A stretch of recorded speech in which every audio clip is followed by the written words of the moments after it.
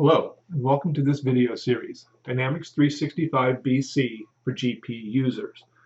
We'll explore what a GP user can expect to find if they're moving to Dynamics 365 BC.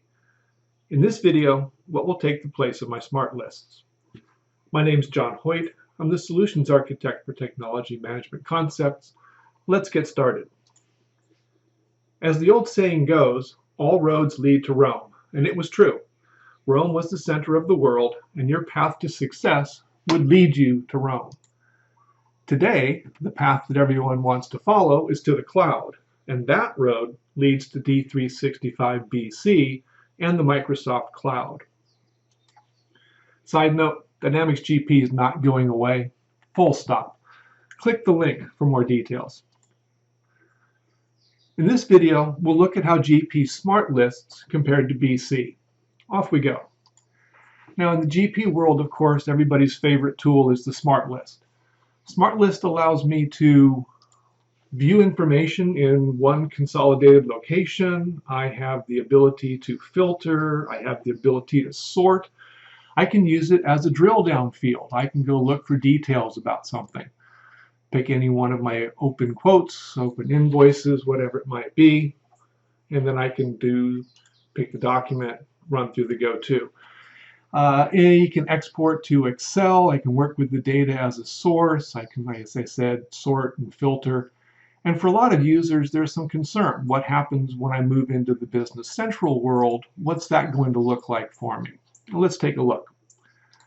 I'll bring up Business Central, and we'll start with just a basic list view inside Business Central, something like my sales invoice list. This will apply to all the lists inside the Business Central system, not just sales invoices. What we've essentially done is take that consolidated view that Smart List provides and have now distributed that throughout the system. So there's a list associated with sales invoices, there's a list associated with customers, with vendors, with general ledger accounts, with bank reconciliation, bank transactions. Everything inside the system gets governed by a list.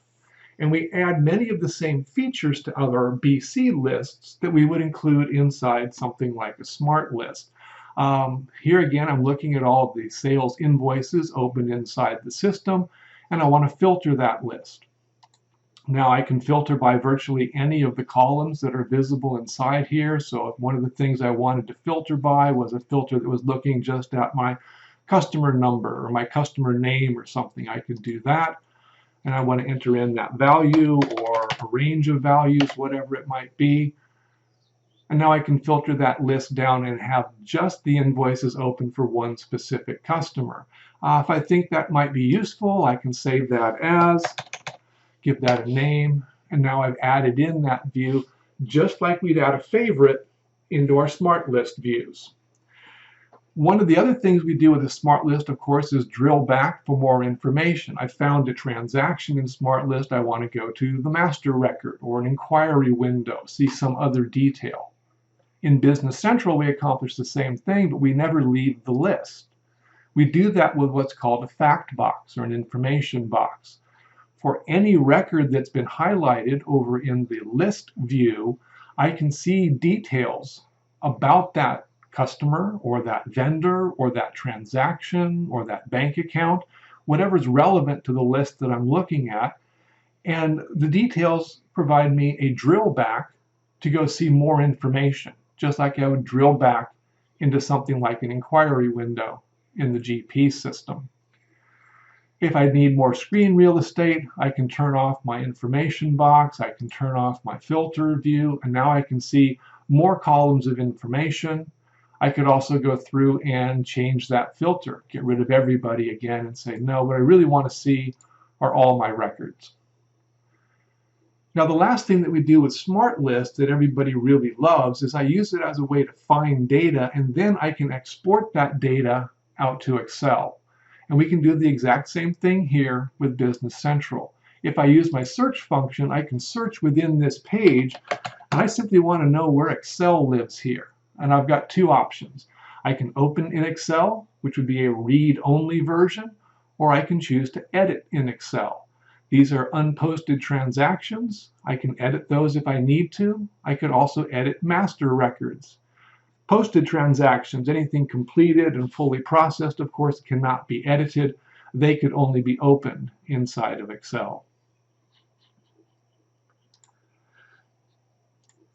So just to recap, inside the smart lists of Business Central, as we look to see the functionality provided by something like a smart list, I have the ability to see that related information. That's the fact boxes over on the right-hand side. I have the ability to add in filters so that I can control the information that I'm seeing. And finally, I can either open or edit in Excel, depending on the list of information that I'm working with. And if I'm editing it in Excel, then once I've made my edits, of course, I can publish those back into the Business Central system. So just to recap here, in this video, we've seen how the lists in Business Central compare to GP's smart lists. We've looked at the ability to do drill downs or find more information, the ability to create favorite views and return to them whenever we need, and finally that export-import function using our favorite office tool, Microsoft Excel. We will have other videos in this series. We're going to talk about account formats, budgeting, ledgers and journals. Please hit the like and subscribe buttons for our channel, and I'll see you on the next video. If you have any questions or would like to make a suggestion on what we should cover, comment down below. I'll do my best to answer your comments, and if you need any immediate technical support, I invite you to visit our website, www.abouttmc.com.